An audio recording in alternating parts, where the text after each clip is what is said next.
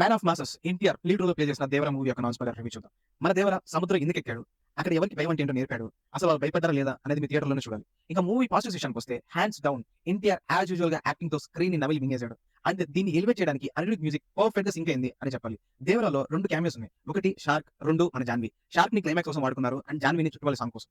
అంతే తప్ప ఇంత గొప్పగా ఇంకేం లేదు. ఇంకా నెగటివ్స్ విషయానికి వస్తే టీఎఫ్ఐ టైగర్ యాక్టింగ్ తో ఎక్కడికో తీసుకొని వెళ్ళిపోయాడు. కానీ కొరటాల రైటింగ్ అండ్ డైరెక్షన్ అయితే అక్కడ దాకా రాలేకపోయింది. బట్ మూవీ ఫస్ట్ హాఫ్ వరకు స్టోరీని బాగా బిల్డ్ చేశారు అండ్ క్యారెక్టర్స్ ని బాగా ఎస్టాబ్లిష్ చేశారు. అండ్ ఇంటర్మిషన్ వరకు మంచి హై మూమెంట్స్ తో అలా తీసుకొని వెళ్ళారు. But really disappointed in the second half. But part 2 కి లీడ్ కూడా అంత గొప్పగా అనిపించలేదు. అండ్ మెయిన్ గా అనిరుద్ బ్యాక్గ్రౌండ్ స్కోర్ మంచిగా ఇచ్చినా కూడా ఎక్కడ ఏం వాడాలో తెలియకుండా ఎక్కడ పడితే ఏది పడితే అది వాడేశారు. నాకైతే చాలా ఆడుగా అనిపించింది. అండ్ మెయిన్ గా VFX and cinematography was really bad. ఈజీగా తెలిసిపోతుంది ఏది ఇది బ్లూ స్క్రీన్ షాట్, ఇది నార్మల్ షాట్ అని. ఒక్క ముక్కలో చెప్పాలంటే దేవరా సిద్ధారి భయపెట్టారో లేదో తెలియదు కానీ కొరటాల ఫ్యాన్స్ అయితే పక్కా భయపెట్టాడు. Director failed to take me into the world of Devara. I'm really disappointed. Thank you guys, see you in the next one. Until then do like, share and subscribe. ఇట్లు మీ సోడా బుడ్డి.